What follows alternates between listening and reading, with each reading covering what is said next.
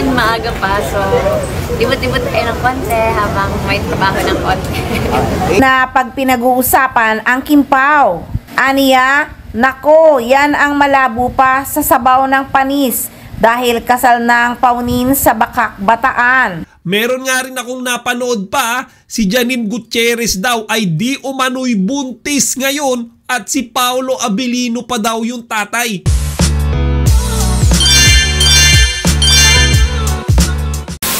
Magandang araw mga kachika, Rigel po ulit ang inyong Chika Patrol.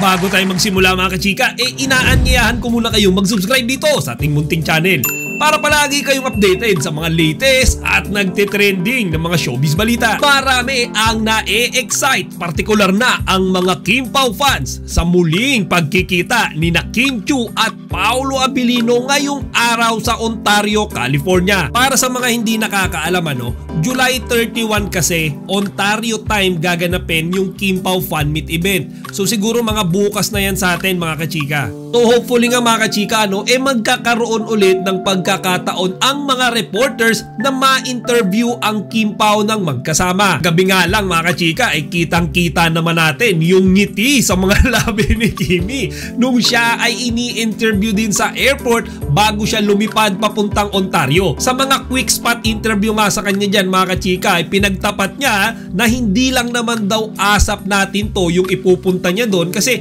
mag-i-spend din daw siya ng oras para makapamasyal at malibot naman daw yung Ontario, California.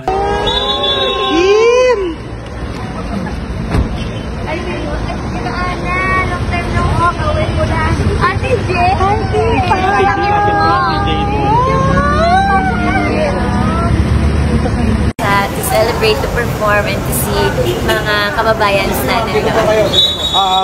Bukod sa ASAP, meron ka bang plano na lumibot sa California? Oo naman, pwede naman lumibot kasi darating kami dun, din maaga pa. So, libot-libot tayo ng konti habang may trabaho ng konti. Thank you, Kim. Ingat. Thank you so much. See you. Ingat, Kim. Ingat. Ingat. Bye.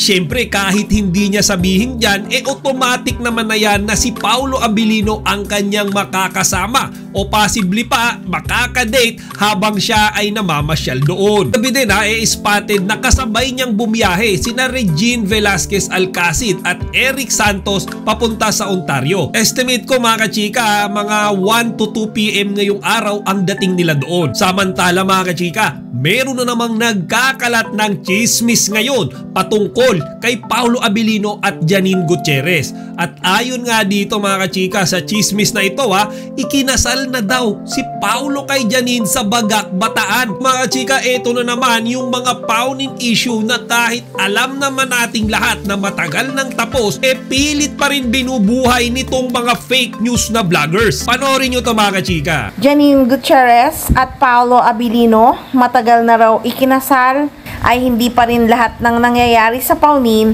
ay alam ng malalapit na fans. Lagi siyang nakakomment lalo na pag pinag-uusapan ang Kimpaw. Aniya, nako, yan ang malabo pa sa sabaw ng panis dahil kasal ng paunin sa Bakak, Bataan. Na baka nga totoo dahil pabalik-balik din si Paolo Abilino sa kondo ni Janine Gutierrez. At baka nga kinasal na sila kaya very confident si Janine kay Paolo dahil siya naman talaga ang nagwagi. Kaya bas nyo man ako, wala akong pake, hahaha. Sana nga totoo ngang kinasal na sila para naman paunin is forever na. Diba mga kachika?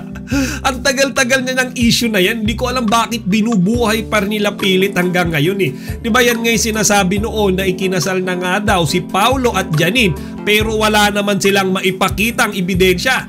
Pakita nila yung marriage certificate. Pakita nila yung mga picture na hindi inedit. Diba mga chika? Meron nga rin akong napanood pa, si Janine Gutierrez daw ay di umano'y buntis ngayon at si Paolo Abilino pa daw yung tatay. Chika. Ngayon, kung totoo man yan, pakita nila ebidensya. Pakita nila si Janine Gutierrez na malaki yung tiyan. Pakita nila yung ultrasound ng bata. Di ba mga kachika? Kasi hanggat wala naman silang ebidensya, wala silang resibo, makukonsider lang na fake news yung mga pinaggagawa at pinagsasabi nila. Baga mga kachika, talagang trying hard sila na sirain at paghiwalayin itong ang tambalan ng Kim Pao. Kaya ang payo ko mga kachika, lahat ng mga ganitong balita, lalo na yung tungkol sa pagkakaroon na naman daw ng relasyon ni Paolo at Janine, yung mga kasal-kasal na yan, yung may mga anak sila, huwag nyong paniniwalaan yan mga kachika. Huwag kayong basta click ng click na mga video. Tignan nyo mabuti yung thumbnail nila. Karamihan dyan, ini-edit lang nila at yung mga balita nila ay walang resibo. Napapansin ko yan mga kachika, yung mga channel na nagkakalat ng fake news laban sa Kim Pao, na ang objective lang mga kachika humakot ng maraming views. Dalas na nakikita ko mga kachika na gumagawa niya na yung mga channel na gumagamit ng AI na boses. Yun yung pare-pareho sila mga kachika ng boses sa kanilang mga video. Tapos puro pictures lang yung kanilang ipinapakita. Mga kachika, ang objective lang nila dyan makahakot ng maraming views, kahit ang kapalit niyan ay panloloko na ng mga manonood. O siya mga kachika, hanggang dito na lang muna. Sana huwag niyong kalimutang ibahagi ang inyong mga opinion dito sa comment section. Chika Patrol signing out! Chika, huwag niyong kalimutan mag-like, comment, and subscribe. Para sa iba pang mga celebrity news, i-click lamang ang mga videos na ito.